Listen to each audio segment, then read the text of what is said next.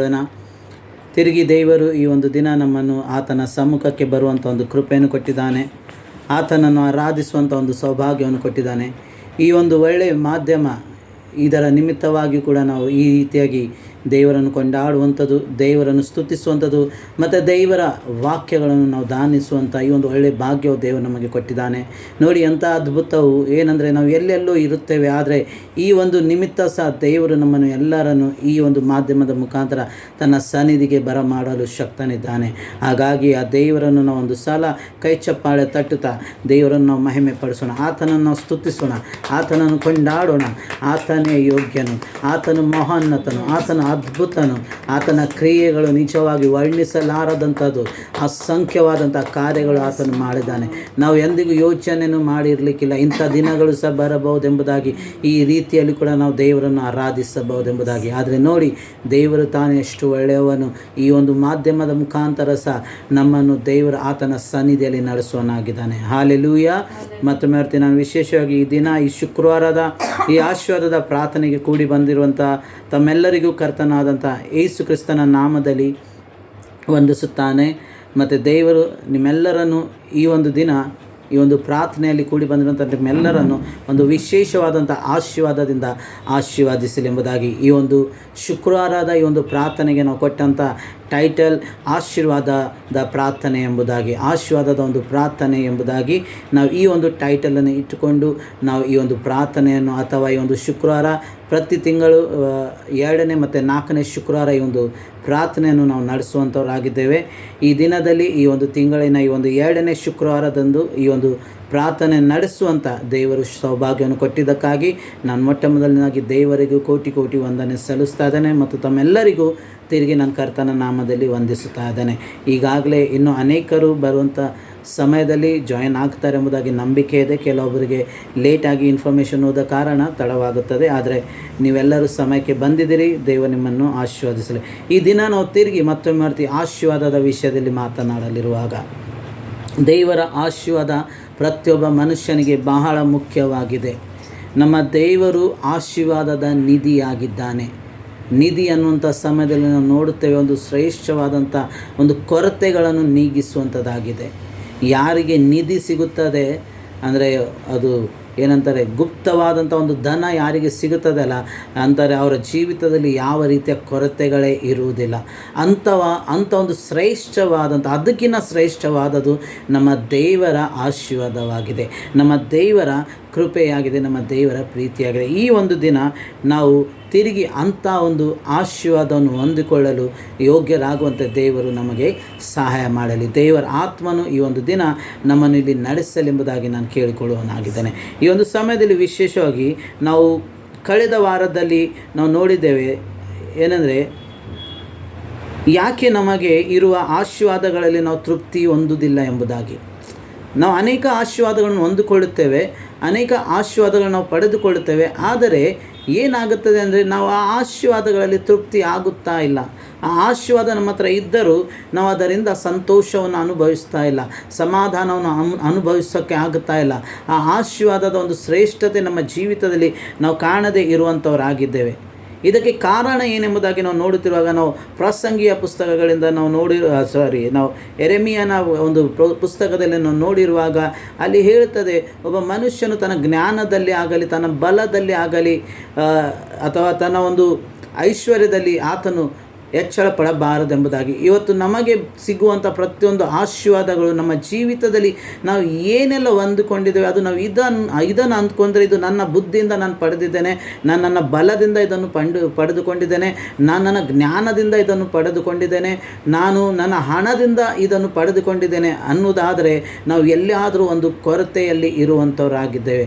ಎಲ್ಲಿಯಾದರೂ ಒಂದು ಅಸಮಾಧಾನ ಅಥವಾ ಒಂದು ತೃಪ್ತಿ ಇಲ್ಲದಂಥ ಒಂದು ಜೀವಿತವು ನಮಗೆ ಆಗಿರ್ತದೆ. ಎಲ್ಲ ಕಣ್ಣಿನ ಮುಂದೆ ಕಾಣ್ತಾ ಇದೆ, ಆದರೂ ಒಂದು ತೃಪ್ತಿ ನಮ್ಮಲ್ಲಿ ಇಲ್ಲದೆ ಇರುವಂಥದ್ದಾಗಿರುತ್ತದೆ. ಅದಕ್ಕೆ ಕಾರಣ ಏನೆಂಬುದಾಗಿ ನಾನು ಹೋದ ಸಲ ಹೇಳಿದೆ. ಯಾವಾಗ ನಾವು ನಮ್ಮ ಮೇಲೆ ನಾವು ಹೆಚ್ಚಳ ಪಡುತ್ತೇವೋ, ನಾವು ನಮ್ಮ ಕಾರ್ಯಗಳನ್ನು ಅಧಿಕವಾಗಿ ಮುಖ್ಯತೆಯನ್ನು ಕೊಡ್ತೇವೋ, ಆವಾಗ ನಾವು ಅವುಗಳಲ್ಲಿ ಆನಂದ ಪಡಲು ಆಗೋದಿಲ್ಲ. ಆದರೆ ಅದಕ್ಕೆ ಬದಲಾಗಿ ಯಾವಾಗ ನಾನು ಏನೆಲ್ಲ ಪಡೆದುಕೊಂಡಿದ್ದೇನೆ, ಇವತ್ತು ನನ್ನ ಜೀವಿತದಲ್ಲಿ ಏನೆಲ್ಲ ಇದೆ, ಅದು ದೇವರ ಕೃಪೆ ಎಂಬುದಾಗಿ ನಾನು ನೆನೆಸುವುದಾದರೆ, ಅದು ದೇವರು ತಾನೇ ನನಗೆ ಕೊಟ್ಟಿದ್ದಾನೆ ಎಂಬುದಾಗಿ, ಅದು ನನ್ನ ಬಲದಿಂದ ಅಲ್ಲ, ನನ್ನ ಜ್ಞಾನದಿಂದ ಅಲ್ಲ, ನನ್ನ ಬುದ್ಧಿಯಿಂದ ಅಲ್ಲ, ಆದರೆ ನಾನು ನನ್ನ ದೇವರ ಒಂದು ಕೃಪೆಯಿಂದಲೇ, ನನ್ನ ದೇವರ ಒಂದು ದಯೆಯಿಂದಲೇ, ನನ್ನ ದೇವರ ಒಂದು ಕರುಣೆಯಿಂದಲೇ ನಾನು ಹೊಂದಿದವನಾಗಿದ್ದೇನೆ ಎಂಬುದಾಗಿ ನಾನು ನೆನೆಸುವುದಾದರೆ, ನಿಜವಾಗಿ ಆ ಆಶೀರ್ವಾದಗಳು ನನ್ನ ಜೀವಿತಕ್ಕೂ, ನನ್ನ ಕುಟುಂಬ ಜೀವಿತಕ್ಕೂ ಮತ್ತು ನನ್ನ ಸಂತತಿಗಳಿಗೂ ನಿಜವಾದ ರೀತಿಯ ಒಂದು ಆಶೀರ್ವಾದಕ್ಕೆ ಅದು ಪಾತ್ರರಾಗುವಂಥದ್ದಾಗಿದೆ. ಹಾಗಾಗಿ ಇವತ್ತು ದಿನ ಸಹ ನಾವು ನೋಡೋಣ, ಇದಕ್ಕಿಂತ ಮೇಲಾಗಿ ಒಂದು ಶ್ರೇಷ್ಠ ಆಶೀರ್ವಾದ ಒಬ್ಬ ಮನುಷ್ಯನಿಗೆ ಏನಾಗಿದೆ ಎಂಬುದಾಗಿ. ನಿಜವಾಗಿ ನಾವು ಆಶೀರ್ವಾದ ಅನ್ನುವಂಥ ಸಮಯದಲ್ಲಿ ನಾವು ಮಟೀರಿಯಲ್ಸ್ಗಳ ಬಗ್ಗೆ ಯೋಚನೆ ಮಾಡ್ತೇವೆ, ನಾವು ವಸ್ತುಗಳನ್ನು ಆಲೋಚಿಸುತ್ತೇವೆ, ಅಥವಾ ನಮ್ಮ ನೀಡ್ಸ್ಗಳನ್ನು. ಯಾವಾಗ ಒಬ್ಬ ವ್ಯಕ್ತಿ ಆಶೀರ್ವಾದದ ಬಗ್ಗೆ ಒಬ್ಬ ಸೇವಕನು ಮಾತಾಡುವುದಾದರೆ, ಅಥವಾ ಒಬ್ಬ ವ್ಯಕ್ತಿ ತನ್ನ ಜೀವಿತದಲ್ಲಿ ಆಶೀರ್ವಾದ ಏನೆಂಬುದಾಗಿ ಯೋಚಿಸುವುದಾದರೆ, ಅವನಲ್ಲಿ ಏನು ಇಲ್ಲವೋ ಅದು ಅವನಿಗೆ ದೊರೆಯುವುದಾದರೆ ಅದೇ ಅವನಿಗೆ ಆಶೀರ್ವಾದ ಎಂಬುದಾಗಿ ಅವನು ಯೋಚಿಸುವನಾಗಿದ್ದಾನೆ. ಫಾರ್ ಎಕ್ಸಾಂಪಲ್, ಅವನೊಂದು ರೆಂಟ್ ಮನೆಯಲ್ಲಿ ಇರುವಾತನಾಗಿದ್ದಾನೆ, ಅವನಿಗೆ ಒಂದು ಸ್ವಂತ ಮನೆ ತೆಗೆದುಕೊಳ್ಳಬೇಕೆಂಬಂಥ ಆಶೆ. ಆ ಸಮಯದಲ್ಲಿ ಅವನಿಗೆ ಒಂದು ಸ್ವಂತ ಮನೆ ಸಿಗುವುದಾದರೆ ಅದು ಅವನಿಗೆ ಏನಾಗಿದೆ, ಅದು ಒಂದು ಆಶೀರ್ವಾದ ಎಂಬುದಾಗಿ ಅವನು ಬಯಸುತ್ತಾನೆ. ಅವನಲ್ಲಿ ಏನು ಇಲ್ಲದಂತನು ಏನು ಯಾವಾಗ ಪಡೆದುಕೊಳ್ಳುತ್ತಾನೋ, ಯಾವುದು ಆತನಲ್ಲಿ ಇಲ್ಲೋ ಅದು ತನಗೆ ಸಿಗುತ್ತದೋ ಅದೇ ಅವನು ಆಶೀರ್ವಾದ ಎಂಬುದಾಗಿ ನೆನೆಸುವನಾಗಿದ್ದಾನೆ. ಹೌದು, ಇದು ನಿಜ. ಇದು ಒಂದು ರೀತಿಯಾದ ಆಶೀರ್ವಾದ, ಒಂದು ಮಟೀರಿಯಲ್ವಾದಂಥ ಆಶೀರ್ವಾದ. ಆದರೆ ಇವತ್ತು ಮನುಷ್ಯನ ಕೇಂದ್ರ ಬಿಂದು ಇದು ಒಂದೇ ಆಗಿದೆ. ಮನುಷ್ಯನು ಇದನ್ನೇ ಫೋಕಸ್ ಮಾಡ್ತಾ ಇದ್ದಾನೆ. ತನ್ನ ಜೀವಿತದಲ್ಲಿ ಅವನಿಗೆ ಬೇಕಾದಂಥ ಒಂದು ಆಶೀರ್ವಾದದ ಬಗ್ಗೆ ಅವನು ಆಲೋಚಿಸುವಾಗ, ಒಂದು ಒಳ್ಳೆ ಲೈಫ್ ಸ್ಟೈಲ್ ಬಗ್ಗೆ, ಒಂದು ಒಳ್ಳೆ ಜೀವಿತದ ಬಗ್ಗೆ, ಒಂದು ಒಳ್ಳೆ ಏನಂದರೆ ಐಶ್ವರ್ಯ ಇರಬೇಕು, ಎಲ್ಲ ಒಂದು ಶ್ರೇಷ್ಠ ಒಂದು ಒಳ್ಳೆ ವಸ್ತುಗಳು ಈ ಲೋಕದಲ್ಲಿ ಕಣ್ಣಿಗೆ ಏನು ಕಾಣ್ತಾ ಇದ್ದಾವೆ ಅಥವಾ ನಮ್ಮ ಮನಸ್ಸಿಗೆ ಏನು ನಾವು ಯೋಚಿಸ್ತಾ ಇದ್ದೇವೆ, ಅವು ಎಲ್ಲವೂ ನಮಗೆ ದೊರೆಯಬೇಕು, ಅವು ಎಲ್ಲ ನಮ್ಮ ಹತ್ರ ಇರಬೇಕು ಎನ್ನುವಂಥ ಒಂದು ಭಾವನೆ ಅಥವಾ ಒಂದು ಆಶೆ ನಮ್ಮಲ್ಲಿ ಇರುವಂಥದ್ದಾಗಿದೆ. ಮತ್ತು ಯಾವಾಗ ನಾವು ಅದನ್ನು ಹೊಂದಿಕೊಳ್ಳುತ್ತೇವೋ, ಯಾವಾಗ ಅದು ಒಂದೊಂದಾಗಿ ನಮ್ಮ ಜೀವಿತದಲ್ಲಿ ಬರ್ತಾ ಇರ್ತದೋ, ಆವಾಗ ಖಂಡಿತವಾಗಿ ನಮಗೆ ಅನಿಸ್ತದೆ ಇದೇ ನಮಗೋಸ್ಕರ ಶ್ರೇಷ್ಠ ಆಶೀರ್ವಾದ. ನಾವು ಅದರಲ್ಲೇ ಅಧಿಕ ಸಂತೋಷ ಪಡುತ್ತೇವೆ, ನಾವು ಅದರಲ್ಲೇ ಅಧಿಕ ಉತ್ಸಾಹ ಪಡುತ್ತೇವೆ. ಆದರೆ ಇವತ್ತು ನಾನು ನಿಮ್ಮ ಮುಂದೆ ಒಂದು ಆಶೀರ್ವಾದದ ವಿಷಯದಲ್ಲಿ ಮಾತಾಡಲು ಇಷ್ಟಪಡ್ತೇನೆ. ನನಗೆ ಗೊತ್ತಿಲ್ಲ ಇದಕ್ಕಿಂತ ಮುಂಚೆ ಈ ರೀತಿಯಲ್ಲಿ ನೀವು ಈ ಆಶೀರ್ವಾದದ ಬಗ್ಗೆ ಯೋಚಿಸಿದಿರೋ ಇಲ್ಲೋ, ಈ ರೀತಿಯಂಥವು ಆಶೀರ್ವಾದ ಇದೆಯಾ ಎಂಬುದಾಗಿ ನೀವು ಇದನ್ನು ಕೇಳಿದಿರೋ ಇಲ್ಲೋ ಗೊತ್ತಿಲ್ಲ. ಆದರೆ ಈ ಒಂದು ದಿನ ದೇವರ ವಾಕ್ಯದಿಂದ ನಾನು ಯಾವಾಗ ಇದನ್ನು ಪ್ರಿಪೇರ್ ಮಾಡ್ತಾ ಇದ್ದೆ, ಹಾಗೆ ಈ ಮಾತುಗಳು ನನ್ನ ಮನಸ್ಸಿನಲ್ಲಿ ಒಂದು ಆಲೋಚನೆಯಾಗಿ ಬಂದಿರುವಾಗ, ನಾನು ಯೋಚಿಸ್ತಾ ಇರುವಾಗ, ಯಾವುದೊಂದು ಶ್ರೇಷ್ಠ ಆಶೀರ್ವಾದ, ಎಂಥ ಒಂದು ನಿಜವಾದ ಒಂದು ಒಬ್ಬ ಮನುಷ್ಯನಿಗೆ ಎಂಥ ಆಶೀರ್ವಾದ ಬೇಕೆಂಬುದಾಗಿ. ಇವತ್ತು ನೋಡಿ, ನಾನು ಮತ್ತೆ ಒಂದು ಎಕ್ಸಾಂಪಲ್ ಅದೇ ಹೇಳೋಕ್ಕೆ ಇಷ್ಟಪಡ್ತೇನೆ. ಯಾವುದಂತಂದರೆ, ನಾನು ಏಸಾವನ ವಿಷಯದಲ್ಲಿ ಹೇಳೋಕ್ಕೆ ಇಷ್ಟಪಡ್ತೇನೆ. ಯಾಕೆ ಅಂದರೆ, ಏಸಾವನ ಬಗ್ಗೆಯಲ್ಲಿ ನಾವು ನೋಡುತ್ತೇವೆ, ಏಸಾವನು ತಂದೆಯ ಬಳಿಗೆ ಬರುವಾಗ ತಂದೆ ಆಲ್ರೆಡಿ ಯಾಕೋಬನಿಗೆ ಆಶೀರ್ವಾದ ಮಾಡಿ ಯಾಕೋಬನ ಆಶೀರ್ವಾದ ತೆಗೆದುಕೊಂಡು ಹೋಗಿಬಿಟ್ಟಿದ್ದನು. ಆದರೆ ಇಲ್ಲಿ ಏಸಾವನು ಗೋಳಾಡುವುದನ್ನು ನಾವು ನೋಡ್ತಾ ಇದ್ದೇವೆ. ಆದರೆ ಏಸಾವನು ಎಂಥ ಆಶೀರ್ವಾದಗೋಸ್ಕರ ಗೋಳಾಡಿದನು? ತಂದೆಯಿಂದ ಸಿಗಬೇಕಾದಂಥ ನಿಜವಾದ ಆಶೀರ್ವಾದ ಆದರೂ ಏನು? ಇವತ್ತು ನಾವು ಒಂದು ಆಶೀರ್ವಾದ, ತಂದೆಯಿಂದ ಒಂದು ಆಶೀರ್ವಾದ ಪಡೆಯಬೇಕಂದ್ರೆ ನಾವು ಏನು ಯೋಚಿಸ್ತೇವೆ? ತಂದೆಯಿಂದ ಬರಬೇಕಾದಂಥ ಆಶೀರ್ವಾದ ಯಾವುದು? ತಂದೆಯಿಂದ ಬರಬೇಕಾದಂಥ ಆಸ್ತಿ, ತಂದೆಯ ಹೆಸರು ಮೇಲಿರುವಂಥ ಅಂತಸ್ತುಗಳು, ಅಥವಾ ತಂದೆಯ ಹೆಸರು ಮೇಲಿರುವಂಥ ಮನೆಯಾಗಲಿ, ಅಥವಾ ಆತ ಬ್ಯಾಂಕಿನಲ್ಲಿರುವಂಥ ಆತನ ಹಣವಾಗಲಿ, ಯಾವುದೇ ಒಂದು ವಿಷಯಗಳು ನನ್ನ ತಂದೆಗೆ ಏನಿದೆ ಅದು ಎಲ್ಲ ನನಗೆ ಬರಬೇಕೆಂಬುದಾಗಿ ನಾವು ಆಶಿಸುತ್ತೇವೆ.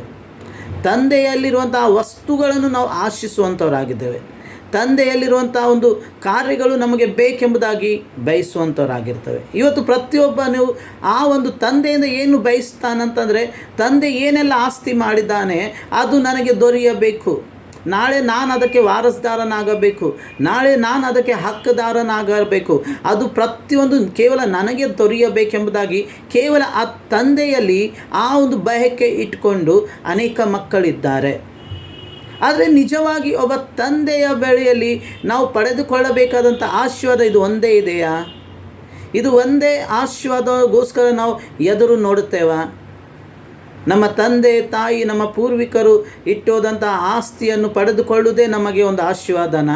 ನಮ್ಮ ತಂದೆ ತಾಯಿಯಿಂದ ಇಟ್ಟೋದಂಥ ಒಂದು ಹಣವಾಗಲಿ ಅಥವಾ ಬೇರೆ ಯಾವುದೋ ಒಂದು ಭೂಮಿ ಆಗಲಿ, ಇವೇ ನಮಗೆ ನಿಜವಾದ ಆಶೀರ್ವಾದ ಎಂದು ನಾವು ಆಲೋಚಿಸುತ್ತೇವಾ? ಹಾಗಾದರೆ ನಿಜವಾಗಿ ಇವತ್ತು ತಂದೆಯಿಂದ ಬರಬೇಕಾದಂಥ ಶ್ರೇಷ್ಠ ಆಶೀರ್ವಾದವಾದರೂ ಯಾವುದು? ಏಸಾವನು ಯಾವ ಆಶೀರ್ವಾದ ಎದುರು ನೋಡ್ತಾ ಇದ್ದನು? ನೋಡಿ, ಇಸಾಕನು ಯಾವಾಗ ಯಾಕೋಬನು ಆಶೀರ್ವಾದ ಮಾಡಿದ್ದಾನಂದರೆ, ಯಾಕೋಬ ಅಲ್ಲಿಂದ ಏನು ಒಯ್ಯಲಿಲ್ಲ ಎಂಬುದಾಗಿ ವಾಕ್ಯ ಹೇಳುತ್ತದೆ. ಅವನು ಬರೀ ಒಂದು ಕೋಲು ತೆಗೆದುಕೊಂಡು ಅವನು ಬರೀ ಕೈಯಾಗಿ ಹೋದನು, ಅವನ ಹತ್ರ ಏನೂ ಇಲ್ಲದೆ ಹೋದನು.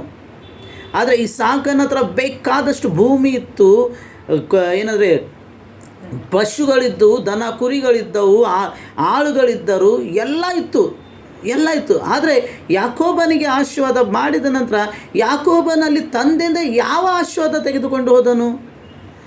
ಅಲ್ಲಿ ಏಸಾವನು ಅಲ್ಲಿದ್ದನು. ಏಸಾವನದಲ್ಲಿ ನಾವು ನೋಡುತ್ತಿರುವಾಗ, ಏಸಾವನ ವಿಷಯದಲ್ಲಿ ಏಸಾವ ಆ ಸ್ಥಳದಲ್ಲಿರುವಾಗ ಆತನು ಆಶೀರ್ವಾದಗೋಸ್ಕರ ಗೋಳಾಡ್ತಾ ಇದ್ದಾನೆ. ತಂದೆ ಬೆಲೆ ಆಶೀರ್ವಾದ ಗೋಳಾಡ್ತಾ ಇದ್ದಾನೆ. ಅಲ್ಲಿ ಎಲ್ಲವೂ ಇದೆ. ತಂದೆಯ ಭೂಮಿ ಅಲ್ಲೇ ಇದೆ, ತಂದೆಯ ಮನೆ ಅಲ್ಲಿ ಇದೆ, ತಂದೆಗಿರುವಂಥ ಕುರಿ ದನಗಳು ಅಲ್ಲಿ ಇದ್ದಾವೆ, ಎಲ್ಲವೂ ಇದೆ. ಆದರೂ ಅವನು ಮತ್ತೆ ಯಾವುದಕ್ಕೋಸ್ಕರ ಗೋಳಾಡಿದನು? ಇವತ್ತು ನೀವು ಯಾವುದಕ್ಕೋಸ್ಕರ ಪಡೆದಾಡ್ತಾ ಇದ್ದೇವೆ? ನಾವು ಯಾವುದಕ್ಕೋಸ್ಕರ ಕಣ್ಣೀರು ಇಡ್ತಾ ಇದ್ದೇವೆ? ನಾವು ಯಾವುದಕ್ಕೋಸ್ಕರ ಗೋಳಾಡ್ತಾ ಇದ್ದೇವೆ? ಎಂಥ ಆಶೀರ್ವಾದ ಪಡೆದುಕೊಳ್ಳಬೇಕೆಂದು ಇವತ್ತು ನಾವು ಬಯಸುವಂಥವರಾಗಿದ್ದೇವೆ. ಇವತ್ತು ಈ ಒಂದು ವಿಷಯ ನಾವು ತಿಳಿದುಕೊಳ್ಳಬೇಕು. ನಾನು ತಂದೆಯಿಂದ ಪಡೆದುಕೊಳ್ಳಬೇಕಾದಂಥ ನಿಜವಾದ ಆಶೀರ್ವಾದವಾದರೂ ಏನಾಗಿರಬೇಕು? ಈ ದಿನ ಇಲ್ಲಿ ನೀವು ಸ್ವಲ್ಪ ಜನ ಇದ್ದೀರಿ, ಆದರೆ ನಾನು ಹೇಳ್ತೇನಲ್ಲ, ಯಾವಾಗ ಸ್ವಲ್ಪ ಜನ ಇರ್ತಾರಲ್ಲ ಆವಾಗ ಸೀಕ್ರೆಟ್ಗಳು ರಿವೀಲ್ ಮಾಡ್ತಾನೆ ದೇವರು. ನಾನು ನಂಬುತ್ತೇನೆ, ಈ ವಾಕ್ಯಗೆ ನಾನು ಇವತ್ತು ಅರ್ಥ ಮಾಡಿಕೊಳ್ಳೋದಾದರೆ ಇದಕ್ಕಿಂತ ಶ್ರೇಷ್ಠ ಆಶೀರ್ವಾದ ಬೇರೆ ಯಾವುದಿಲ್ಲ ಎಂಬುದಾಗಿ ನೀವು ನೆನೆಸುವಂಥವ್ರಾಗಿದ್ದೀರಿ. ಯಾಕೆಂದರೆ ನಾನು ಇದನ್ನು ಪ್ರಿಪೇರ್ ಮಾಡುತ್ತಿರುವಾಗ, ನಾನು ಇದನ್ನು ರೆಡಿ ಮಾಡ್ತಿರುವಾಗ ಇದು ನನಗೆ ಗೊತ್ತಾಯಿತು, ನಿಜವಾಗಿ ಈ ಆಶೀರ್ವಾದ ಇವತ್ತು ಅನೇಕರು ಇದರ ಬಗ್ಗೆ ಚಿಂತೆ ಮಾಡ್ತಾ ಇಲ್ಲ, ಅಥವಾ ಈ ಆಶೀರ್ವಾದ ನನಗೆ ದೊರೆಯಬೇಕೆಂಬುದಾಗಿ ಯೋಚಿಸ್ತಾ ಇಲ್ಲ. ತಂದೆಯ ಆಶೀರ್ವಾದ ಬೇಕಂತಿದ್ದಾರೆ, ಆದರೆ ಎಂಥ ಆಶೀರ್ವಾದ? ತಂದೆಯ ಭೂಮಿ ಬೇಕು, ತಂದೆಯಿಂದ ಮನೆ ಬೇಕು, ತಂದೆಯಿಂದ ಗಾಡಿ ಬೇಕು, ತಂದೆಯಿಂದ ಬಂಗಲೆ ಬೇಕು, ತಂದೆಯಿಂದ ಹಣ ಬೇಕು, ಇವು ಎಲ್ಲ ಬೇಕೆಂಬುದಾಗಿ ಬಯಸ್ತಾ ಇದ್ದೇವೆ. ಆದರೆ ನಿಜವಾಗಿ ತಂದೆಯಲ್ಲಿರುವಂಥ ಶ್ರೇಷ್ಠ ಆಶೀರ್ವಾದವನ್ನು ಇವತ್ತು ಹೊಂದದೆ ಅನೇಕರಿದ್ದಾರೆ. ಹಾಗಾಗಿ ಇಂಥ ಆಶೀರ್ವಾದಗಳು ಪಡೆದುಕೊಂಡಾಗಿಯೂ ನಾವು ತೃಪ್ತರಾಗಿಲ್ಲ, ನಮಗೆ ತೃಪ್ತಿ ಇಲ್ಲ.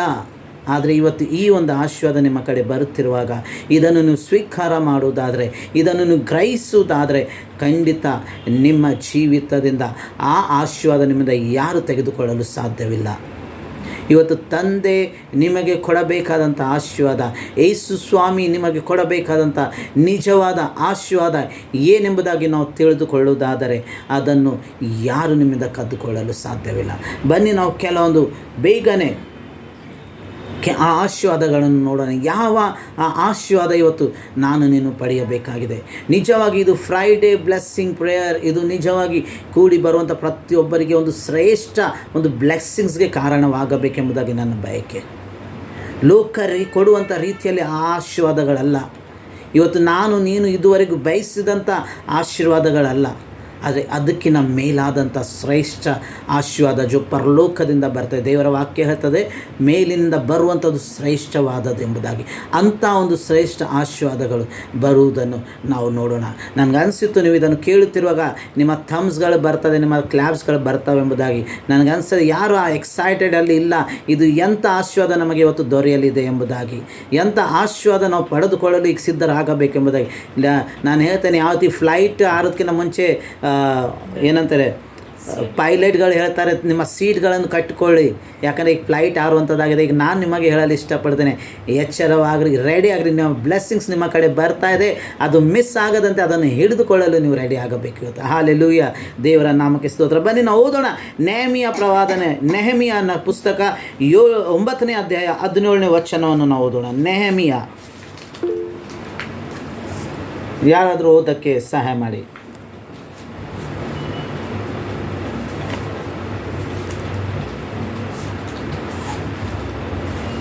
9:17. ನೀನು ಅವರ ಮಧ್ಯದಲ್ಲಿ ಮಾಡಿದ ಮಹತ್ಕಾರ್ಯಗಳನ್ನು ಅವರು ಮರೆತು ಮಾತು ಕೇಳದೆ ಹಠ ಹಿಡಿದು ತಮಗೊಬ್ಬ ನಾಯಕನನ್ನು ನೇಮಿಸಿಕೊಂಡು ಮುಂಚಿನಂತೆ ದಾಸರಾಗಿರುವುದಕ್ಕಾಗಿ ಐಗುಪ್ತಕ್ಕೆ ಹಿಂದಿರುಗಬೇಕೆಂದಿದ್ದರು. ನೀನಾದರೂ ಪಾಪಗಳನ್ನು ಕ್ಷಮಿಸುವವನು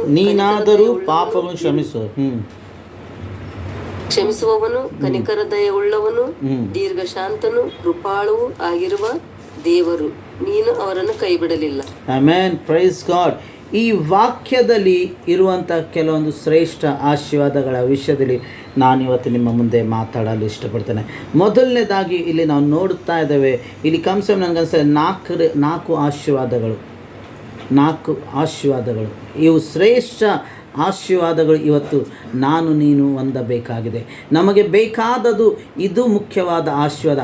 ಇದು ತಂದೆಯ ಕಡೆಯಿಂದ ದೊರೆಯುವಂಥ ಶ್ರೇಷ್ಠ ಆಶೀರ್ವಾದ, ತಂದೆಯಲ್ಲಿ ಇರುವಂಥ ಮುಖ್ಯವಾದಂಥ ಆಶೀರ್ವಾದ, ಯೇಸು ಸ್ವಾಮಿಯಲ್ಲಿರುವಂಥ ಒಂದು ಶ್ರೇಷ್ಠ ಆಶೀರ್ವಾದ. ಇಲ್ಲಿ ನಾವು ನೋಡ್ತೇವೆ ಏನೇನು ಆಶೀರ್ವಾದಗಳಂದರೆ, ಮೊದಲನೇದಾಗಿ ಒಬ್ಬ ವ್ಯಕ್ತಿಯು ಪಾಪಗಳಿಂದ ಕ್ಷಮಿಸಲ್ಪಡುವವನಾಗಿರಬೇಕು. ಎರಡನೇದಾಗಿ ಅವನ ಮೇಲೆ ದೇವರ ಕನಿಕರ ಮತ್ತು ದಯೆಯನ್ನು ಹೊಂದಿದವನಾಗಿರಬೇಕು. ಮೂರನೇದಾಗಿ ದೀರ್ಘ ಶಾಂತಿಯನ್ನು ಹೊಂದಿದವನಾಗಿರಬೇಕು. ನಾಲ್ಕನೇದಾಗಿ ಎಂದಿಗೂ ಕೃಪೆಯನ್ನು ಹೊಂದಿದವನಾಗಿರಬೇಕು. ಐದನೇದಾಗಿ ಎಂದಿಗೂ ಕೈ ಬಿಡದವನಾಗಿರಬೇಕು. ಇವತ್ತು ಇದು ಶ್ರೇಷ್ಠವಾದ ಈ ಒಂದು 5 ಆಶೀರ್ವಾದಗಳು ಪ್ರತಿಯೊಬ್ಬರ ಜೀವಿತದಲ್ಲಿ ಬೇಕು. ಒಬ್ಬನ ಜೀವಿತದಲ್ಲಿ ಪಾಪ ಕ್ಷಮೆಯಾಗದಿದ್ದರೆ, ಒಬ್ಬನ ಪಾಪವು ಕ್ಷಮಿಸಲ್ಪಡದಿದ್ದರೆ, ಅವನಿನ್ನೂ ಪಾಪದಲ್ಲೇ ಜೀವಿಸುವವನಾಗಿದ್ದರೆ, ಅವನಿಗೆ ಲೋಕದಲ್ಲಿ ತಂದೆಯ ಕಡೆಯಿಂದ ಎಂಥ ಶ್ರೇಷ್ಠ ಆಶೀರ್ವಾದಗಳು ಇರುವುದಾದರೂ ಆ ಆಶೀರ್ವಾದಗಳಲ್ಲಿ ಅವನಿಗೆ ಸಮಾಧಾನ ಇರುವುದಿಲ್ಲ. ಆ ಆಶೀರ್ವಾದಗಳಿಂದ ಅವನು ಸಂತೋಷವಾಗಿ ಇರಲಾಗುವುದಿಲ್ಲ. ಆ ಆಶೀರ್ವಾದಗಳು ಅವನನ್ನು ಉನ್ನತ ಸ್ಥಿತಿಗೆ ತರುವುದಿಲ್ಲ. ಆ ಆಶೀರ್ವಾದಗಳು ಅವನಿಗೆ ತೃಪ್ತಿ ಪಡಿಸುವುದಿಲ್ಲ. ಯಾಕಂದರೆ ಅವನು ಪಾಪದಲ್ಲೇ ಇನ್ನು ಜೀವಿಸುವುದರಿಂದ. ದೇವರ ಇಷ್ಟ ಏನಂದರೆ, ಆತನು ತನ್ನ ಜನರ ಪಾಪಗಳನ್ನು ಕ್ಷಮಿಸಬೇಕೆಂಬುದಾಗಿ.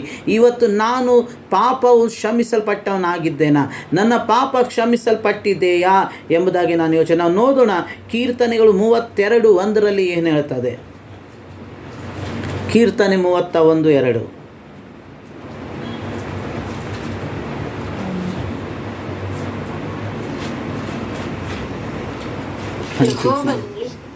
ನಿನ್ನ ಮೊರೆ ಹೊಕ್ಕಿದ್ದೇನೆ, ನನಗೆ ಎಂದಿಗೂ ಆಶಾಭಂಗ ಪಡಿಸಬೇಡ. 32:1.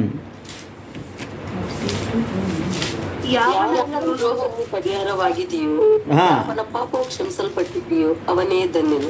ಯಾರು ಧನ್ಯರು, ಯಾರು ಬ್ಲೆಸ್ಸಡ್, ಯಾರು ಆಶೀರ್ವಾದ, ಯಾರ ಅಪರಾಧಗಳು, ಯಾರ ದ್ರೋಹಗಳು, ಯಾರ ಪಾಪಗಳು ಕ್ಷಮಿಸಲ್ಪಟ್ಟಿದೆಯೋ ನಿಜವಾಗಿ ಅವನೇ ಧನ್ಯನು.